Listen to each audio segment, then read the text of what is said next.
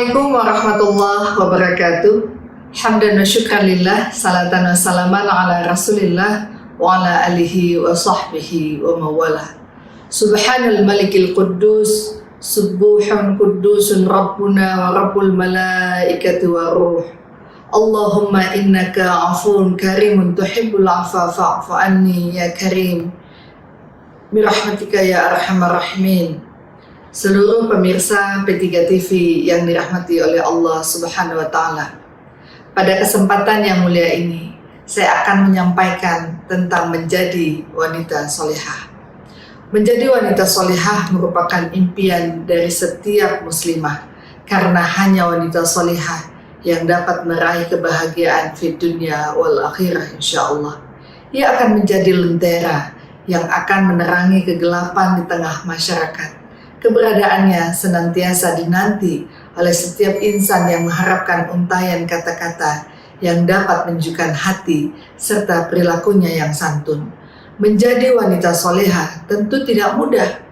Banyak hambatan dan rintangan yang menghadang, tetapi dari hal itulah yang dapat menghantarkan wanita muslimah ke dalam surganya selama kita melakukannya dengan hati yang tulus ikhlas dan hanya mengharap ridha Allah Subhanahu wa Ta'ala semata.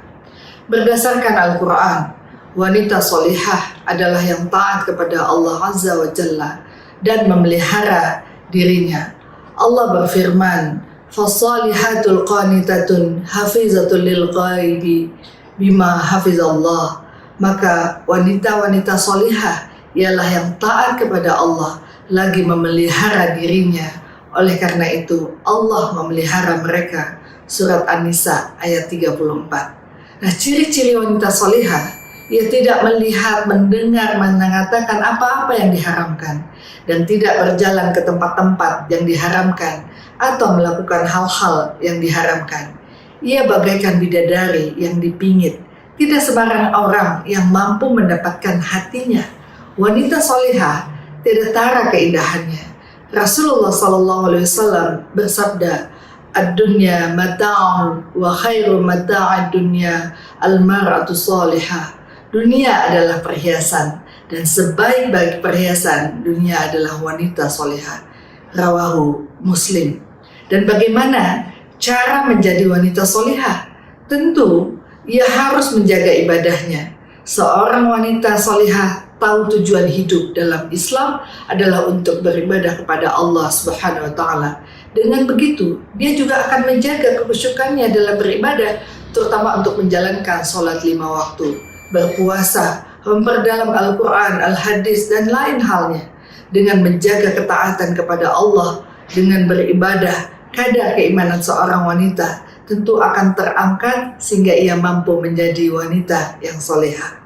Kemudian wanita solehah haruslah benar-benar menutup aurat sesuai dengan ajaran dalam Al-Quran. Dan wanita solehah akan selalu bersyukur akan apapun yang diperolehnya dalam hidup. Tentu kita harus mengusahakan untuk selalu bersyukur dalam menjalani hidup. Apapun yang terjadi dalam hidup kita, syukuri. La in syakartum la azidannakum wa la in kafartum inna azabi lasyadid. Dan nikmatilah sebagai pelajaran hidup yang diberikan oleh Allah. Bersyukur bukan hanya pada pengalaman hidup yang menyenangkan saja. Pengalaman hidup yang kurang menyenangkan tentu juga dapat menjadi sarana untuk meningkatkan kualitas diri kita, dan dapat menjadi cara menghindari sifat takabur, sombong, serta angkuh. Dan kemudian tentu kita haruslah murah hati, menjadi wanita yang murah hati dan senang bersedekah, juga merupakan salah satu jalan membentuk pribadi wanita solehah pada diri kita. Bersikap murah hati dapat didasarkan pada rasa empati yang besar kepada orang lain yang lebih membutuhkan daripada kita. Dan jika selama ini kurang bersedekah, cobalah berbagai cara untuk menjadi pribadi yang lebih baik dan lebih benar, untuk senantiasa kita bisa berbuat kepada orang lain.